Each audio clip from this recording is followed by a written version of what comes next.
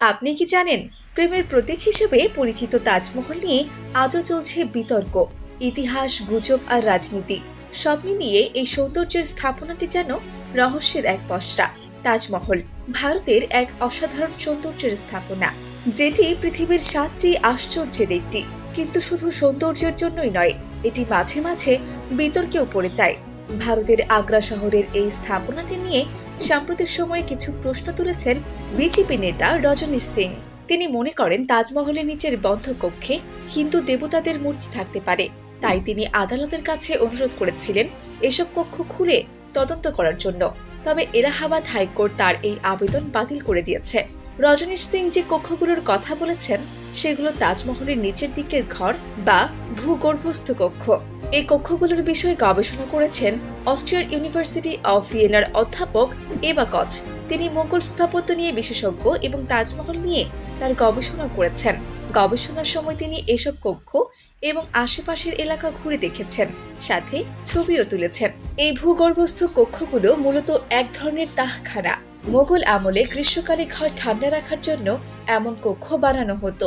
যমুনা নদীর দিকে মুখ করে থাকা তাজমহলের একপাশে এমন সারিবদ্ধ কক্ষ রয়েছে। অধ্যাপক এবা কচ 15টি এমন কক্ষ চিহ্নিত করেছেন।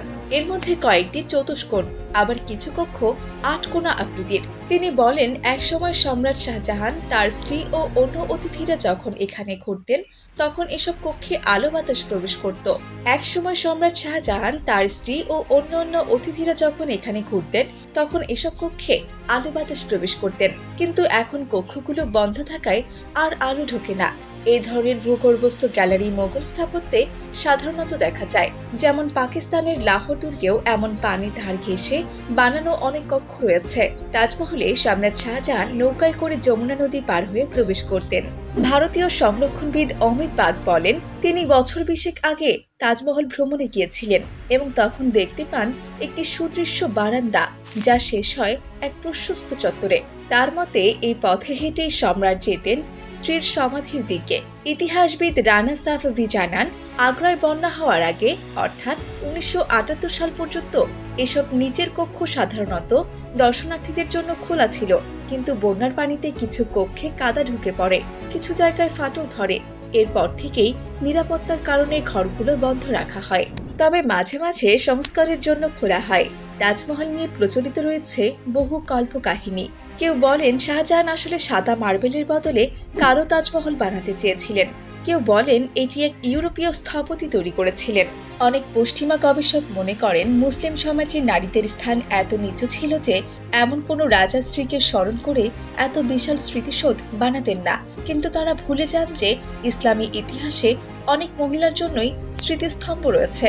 আরেকটি বহুল প্রচলিত গল্প হলো তাজমহলের কাজ শেষ হওয়ার পর শাহজাহান নির্মাতা ও কারিগরদের হত্যা করেছিলেন, যাতে তারা এমন কিছু আর বানাতেই না পারেন।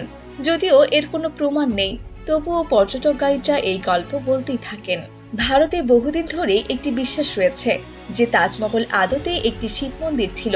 অনেকে বলেন 1761 সালে এক হিন্দু রাজা আগ্রা দখল করার পর তার পুরোহিত এমনটা দাবি করেছিলেন। পরে পিএন ওক নামে একজন লেখক 1964 সালে এই গবেষণা সংস্থা গড়ে তুলে তার বইতে দাবি করেন তাজমহল আসলে তেজমহালয় নামে একটি শিব মন্দির। 2017 সালে বিজেপি নেতা সঙ্গীত সোম তাজমহলকে ভারতীয় সংস্কৃতির কলঙ্ক বলেছিলেন এবং বলেন এটি বিশ্বাসঘাতকদের তৈরি।